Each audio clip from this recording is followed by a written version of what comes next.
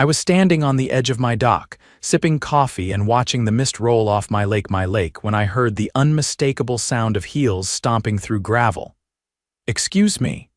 A shrill voice cut through the morning air. "What do you think you're doing?" I turned slowly. There she was.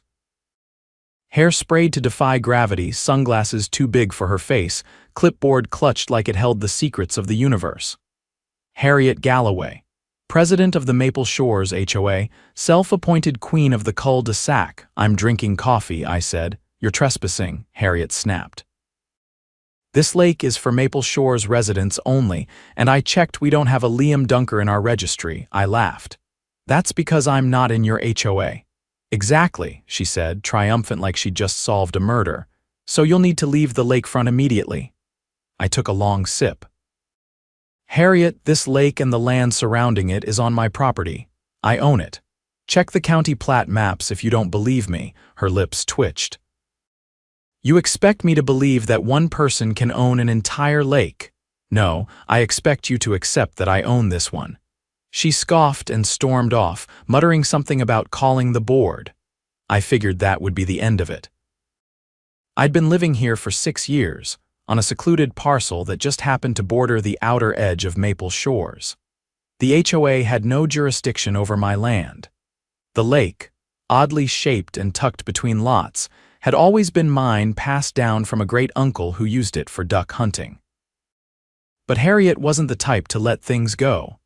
The next morning, I woke up to find a bright orange violation notice duct taped to my mailbox. "Unauthorized use of shared natural resource," it read. "Fine, $500. I tore it off and walked it straight over to the HOA office, which was just a converted garage at the end of Willow Bend Drive. Harriet was inside, arguing with a woman over the color of her mulch. As soon as she saw me, she pointed. "You again." "Did you come to pay your fine?" "No," I said. "I came to tell you if you trespass on my property again, I'll have you charged." Harriet crossed her arms. "This is a community lake. It's in our charter." "Your charter's outdated and doesn't override county records. I have the deed." "I have the survey. The lake sits entirely on my land." She narrowed her eyes. "We'll see about that," and she did. Over the next week, I saw no fewer than 3 different surveyors poking around the edge of my property line. One even had the nerve to climb my fence. I called the sheriff's office, filed a report, and installed motion-activated cameras. Then, 2 days later, I found a group of HOA landscapers trying to plant a private HOA property sign on my dock. I came out with a printed copy of the county parcel map and a stack of legal documents. "Touch that dock again, and I'll have you all up for trespassing. And Harriet, you'd better hope your little stunt with the sign doesn't qualify as attempted land seizure." She showed up later that evening, flanked by 2 board members, both just as nosy and petty looking as she was. I stood on my porch while they yelled from the sidewalk like kids who weren't allowed to come past the gate. "You're ruining the aesthetic of our community," Harriet shouted. "You should be grateful we're even letting you use the lake." "Letting me," I said. "You've got this backward." "You're the ones who should be grateful I haven't put up a fence and cut you off completely." Her face turned the color of a ripe tomato. "That dock violates our appearance standards." "It's not your dock, Harriet," she stormed off again, but not before yelling over her shoulder, "Don't think this is over, Mr. Dunker. You'll regret this." She was right about one thing. It wasn't over, not even close. 3 mornings after Harriet's sidewalk tantrum, I opened my front door to find a certified letter wedged between a stack of grocery coupons. The envelope was too thick for what it was supposed to be. Inside was a formal notice from the Maple Shores Board of Directors, declaring their intent to annex the lakefront parcel currently in dispute. Attached was a collection of amateur maps, a copy of their proposed amendment to the HOA bylaws, and most absurdly a hand-drawn diagram labeled Community Access Trail, pending approval. They were actually trying to claim eminent domain through an internal HOA vote. I drove straight to the county clerk's office. Tanya, who'd worked the counter for over 20 years, leaned over the desk as I laid out the HOA's paperwork. "They think they can just vote to take land that doesn't belong to them," she said, flipping through the documents. "They're not even subtle about it," I said. "This one has a doodle of a picnic table next to my shed," she whistled. "You want me to flag your parcel record? I can tag it with a note that says under attempted unauthorized claim, so it triggers a full review if they try anything legal." "Do it," I said. "And could you pull up their charter? I want to see what kind of circus rules they are operating under." She printed it out, and I spent the next 2 hours going through every clause, every amendment, every signature. It was like reading a badly written screenplay. Half the bylaws had been reworded without proper filing. One amendment filed in pencil claimed to regulate natural water features, but only listed 2 retention ponds near the entrance of the development. As far as the county was concerned, the lake wasn't even mentioned. That night, I called an old friend of mine from college, Russell Trager. He was a municipal land use attorney in the next county over, the kind who thrived on exposing bureaucratic overreach. "I'll take a look," he said after I emailed him everything. But from the sound of it, this woman's about to find out that HOA power stops at the property line. The next blow came the following Tuesday. I pulled into my driveway after work and found a glossy signpost planted at the edge of my lawn right next to the mailbox. It read, "Future site of Maple Shores Community Pier construction begins July 1st. I stared at it for a full minute before taking a wrench from the back of my truck and yanking the thing out of the ground. The post had been driven in nearly 2 feet deep. They weren't bluffing. Someone had brought digging equipment onto my land. At that point, I stopped playing nice. I filed a formal complaint with the sheriff's department. Deputy Weller came out that evening, took photos of the sign, and listened while I walked him through the whole saga. So they filed an annexation proposal without owning the land, posted a construction notice on your property, and tried to hire surveyors to redraw lines, he asked. I nodded. "And that's just what I can prove." He wrote it all down in his ledger. "Normally, we'd say this is civil. But if they're physically altering property they don't own, that's criminal mischief at minimum. I'll file the report and forward it to the county prosecutor." A week later, Harriet showed up again, this time wearing a stiff navy pantsuit and toting a manila folder. She didn't walk up the driveway. She stood just outside the property line and called out like someone summoning a dog. "Mr. Dunker, I'm offering you a final opportunity to cooperate with the community." I leaned against the porch post. "You're not a community. You're a club with paperwork. This is your chance to avoid legal escalation," she said, waving the folder. "We've already contracted a construction crew and voted the budget. If you interfere, you'll be liable for damages." "You're about 1 trespass away from felony charges," I said. "What's in the folder?" More crayon maps. She flipped it open and held up a printed sheet. "This is a petition. 67 homeowners have agreed that the lake should be a shared amenity." "Let me guess, you told them it was already yours, didn't you?" She paused for just a second. "The board agreed it was in the spirit of common benefit. County law doesn't care about your spirit, it cares about deeds, and I've got mine in ink on record and backed by a real attorney." Her jaw tensed. "You're isolating yourself from your neighbors." "I'm not your neighbor. I just happen to live next to your mess." That night, I installed 4 more security cameras. One pointed directly at the dock, another at the tree line where landscapers had wandered in the past. The next morning, the footage caught a man in a reflective vest walking along the shoreline with a measuring wheel. He never stepped on my grass, but he was clearly trying to chart something. I sent the video to Deputy Weller, who responded by visiting Harriet personally. According to what he told me later, she insisted her contractor had misunderstood the boundaries. She offered no explanation for why he was recording measurements on private property. Then, something changed. A week passed. No new signs, no landscapers. Harriet didn't show up. It was eerily quiet. Too quiet. On the 8th day, I found out why Russell called me. "You're gonna love this. The HOA submitted a claim to the zoning board last month. They listed the lake as a mutual use green space, and attached a map that redraws your boundary by over 60 feet. They what? They forged a zoning overlay and submitted it as an official document. The digital file even had a fake county stamp. I ran the metadata. It was created by someone named K. Galloway. I laughed once, just to keep from punching something. Tell me that's enough for charges. It's enough for a fraud investigation. I've already forwarded it to the state attorney's office. I didn't hear from Harriet for another 5 days.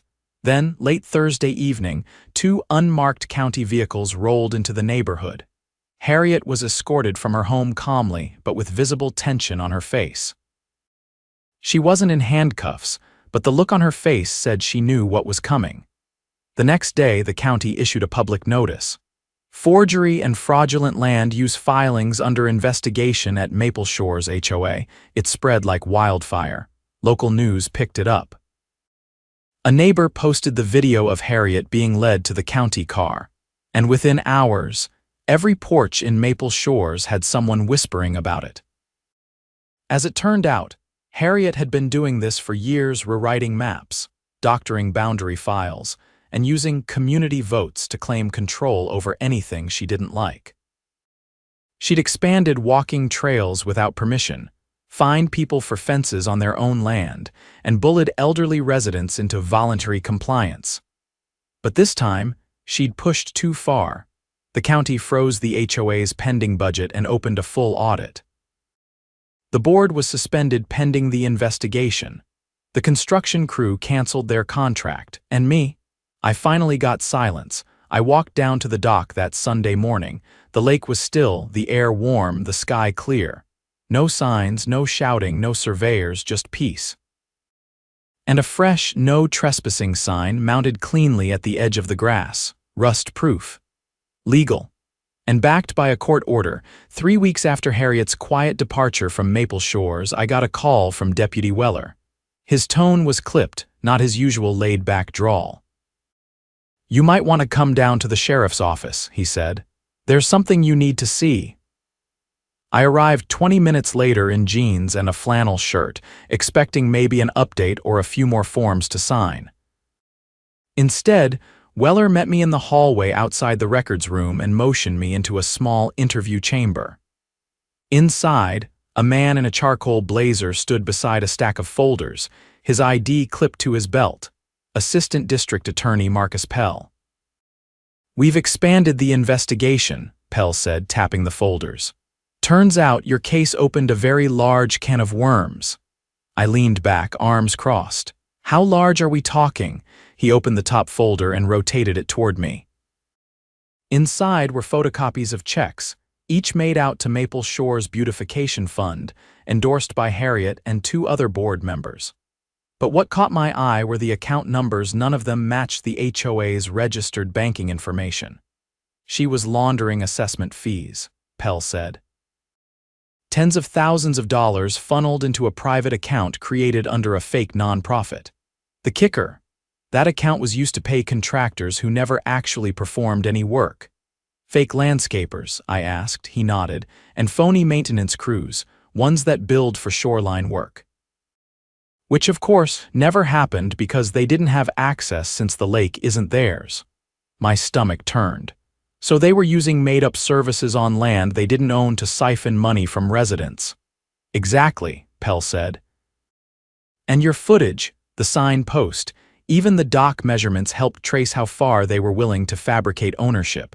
It's not just zoning fraud anymore. We're filing charges for conspiracy to defraud, wire fraud, and criminal impersonation of a municipal agency." I exhaled slowly. "How many people are going down with her?" 3 board members so far. Possibly a 4th if we link the forged zoning overlay to her husband. He worked in the county registrar's office until 6 months ago. That made sense. It explained how the K. Galloway files slipped into the system with a fake stamp. They weren't just power-hungry, they were organized. "What do you need from me now?" I asked. "We want you to testify at the preliminary hearing next month," Pell said. "Your documentation is airtight. And since the original trespassing began on your property, your records establish the timeline of escalation. I agreed. I wasn't about to let Harriet wriggle out of this. Not after the months of harassment, the forged petitions, and the silent invasion of my land. She tried to rewrite reality, and now the law was rewriting her future. Back at home, I noticed something else had changed in the neighborhood. For the first time since moving in, residents from Maple Shores started waving as they passed. A few even stopped to introduce themselves properly. One woman, a retired court stenographer named June, brought over a homemade peach cobbler as a kind of apology. "I voted for that petition," she said, eyes downcast. "Harriet told us we were losing the lake to a private developer, said you planned to build condos." I raised an eyebrow. "Condos? Out here?" "I know," she said, flustered. But she had diagrams, made it sound urgent. I invited her onto the porch and we talked for an hour. It turned out Harriet had been feeding the neighborhood a steady diet of half-truths and scare tactics for years. Every new policy was framed as necessary to preserve home values. Every dissenting voice was labeled a threat. June wasn't the only one. Over the next few days, a slow trickle of residents came by, some offering apologies, others asking for advice. Apparently, now that the board was suspended, no one knew who to call about basic issues like garbage pickup or tree trimming. I found myself becoming an unofficial advisor simply because I had answers. I showed a young couple how to check plat maps online. I helped an elderly man dispute a fine they tried to enforce retroactively. And when someone asked how to call a community meeting without the board's approval, I pointed them to the state HOA statute that allowed for a full member vote under emergency conditions. That meeting took place in the Maple Shores Park 3 Saturdays later. No one wore suits. No one brought a gavel. They sat on folding chairs and picnic benches and passed around lemonade. I stayed back near a tree watching. They voted unanimously to dissolve the current HOA structure and petition the state mediator for oversight. It wasn't a full revolution, but it was something better: accountability. By the time Harriet's hearing rolled around, I had nearly forgotten how smug she looked that first day on my shoreline. She sat in the courtroom next to a public defender, eyes fixed on the table in front of her. Her hair was pinned back, her blouse buttoned too high, as if dressed by someone trying to blend into the wallpaper. When my name was called, I took the stand and told the truth. I described the forged maps, the illegal signpost, the landscapers with no contracts. I submitted the footage, the county records, and the notarized deed that had started it all. Harriet never looked up. After 2 hours of testimony, the judge approved the charges for trial. Harriet was released under bond, but the courtroom buzzed with the weight of what was coming. She wasn't facing fines anymore, she was facing prison time. Outside, Pell shook my hand. "You did more than protect your land," he said. "You protected a community from someone who thought she could create her own kingdom." "I just wanted her to leave my dock alone," I said. Sometimes that's all it takes. As I walked to my truck, a pair of teenagers were skipping stones across the lake. One of them pointed toward my dock and asked the other if they thought it was okay to go that far out. "Not unless they're invited," the second said. "That guy owns the whole lake." I smiled and climbed in. The odd thing, I'd never really wanted to be known out here. I moved for the quiet, the solitude, the water. But now I wasn't just the guy at the edge of the lake. I was the reason Maple Shores was finally free of its tyrant. And they knew it. 2 weeks later, I received a certified envelope, this time from the county recorder's office. Inside was a letter stating that, due to confirmed zoning fraud and forgery, all false filings made by the Maple Shores HOA had been expunged. My records were restored, unchallenged and locked. The lake was mine again, not just by paper but by piece. No more signs.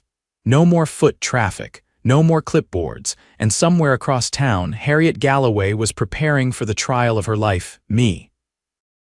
I was preparing for sunrise, coffee in hand, feet on my dock, and not a single set of heels crunching toward me.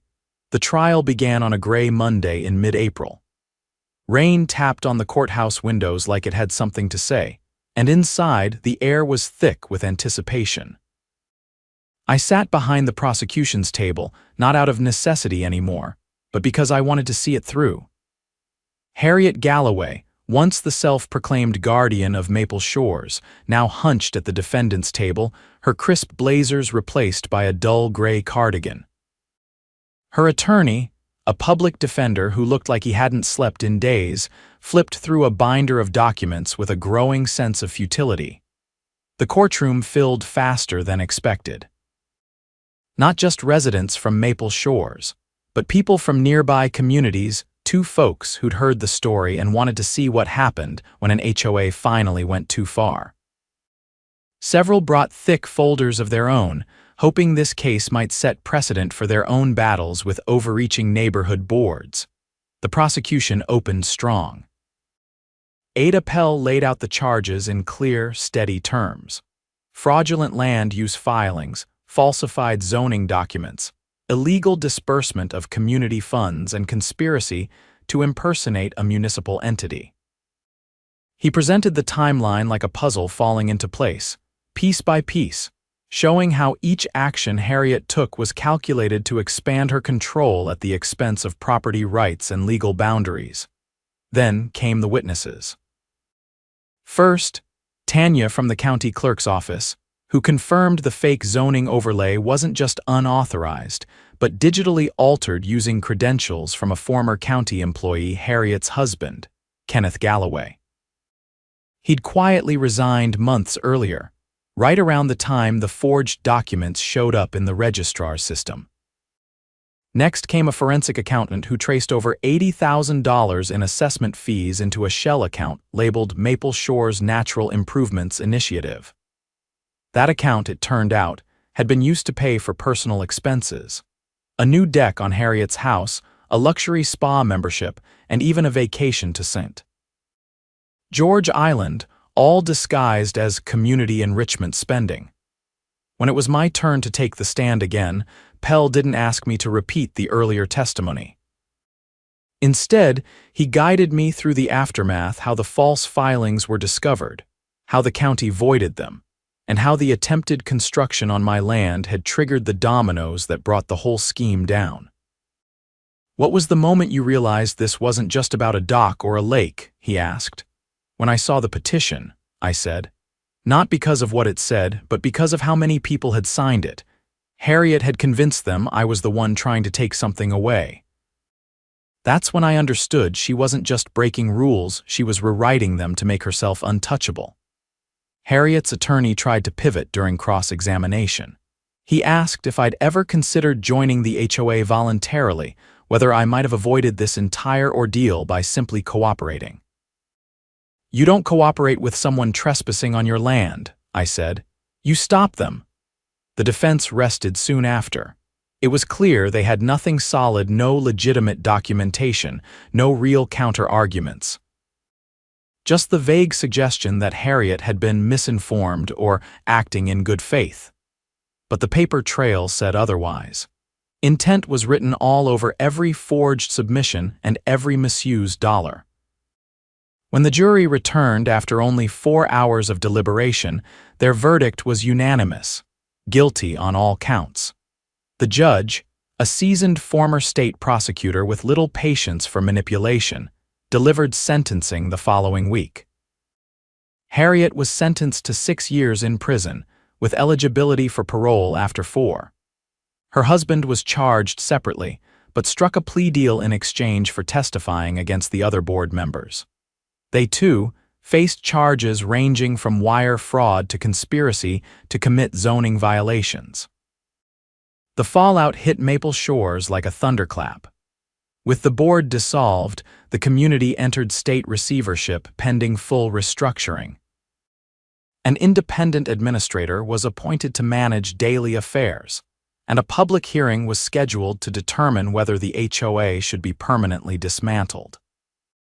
At that hearing, held in the community gymnasium, a surprisingly diverse group of residents showed up. Young families, retirees, veterans, small business owners.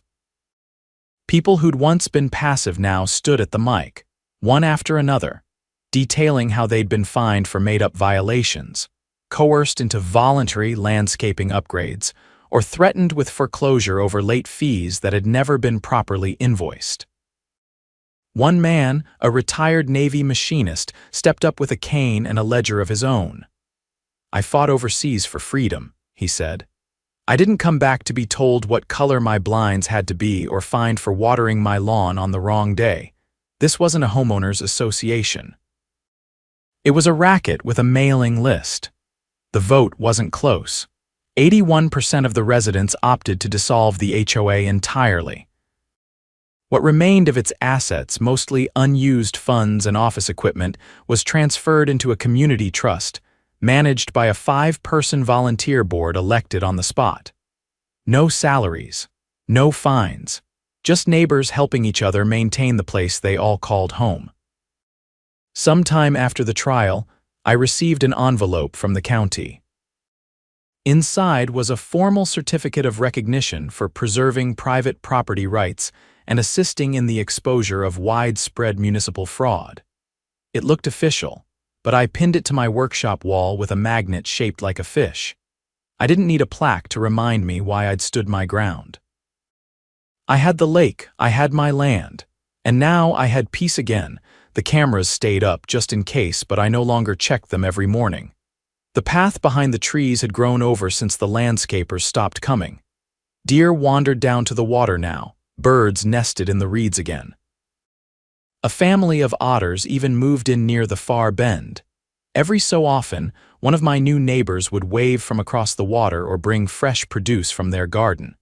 But they never crossed the boundary, never asked to fish off the dock, never suggested sharing the lake. They knew now. Not just because of the court case, but because the truth had finally settled in like sediment at the bottom of the water, one afternoon. As I was fixing a loose rail on the dock, a teenage boy from across the street wandered up to the edge of his yard and called out. "My dad says you're the reason we still live here," he said. I nodded. "Tell him he's the reason I stayed." Then I went back to my rail, because that's what I'd always wanted in the end, not recognition, not revenge. Just the right to fix my dock in peace, without needing permission from someone with a clipboard and control issues. Harriet had claimed I wasn't a part of her HOA. She was right, but the lake, the land, the silence, those were mine, and they always would be.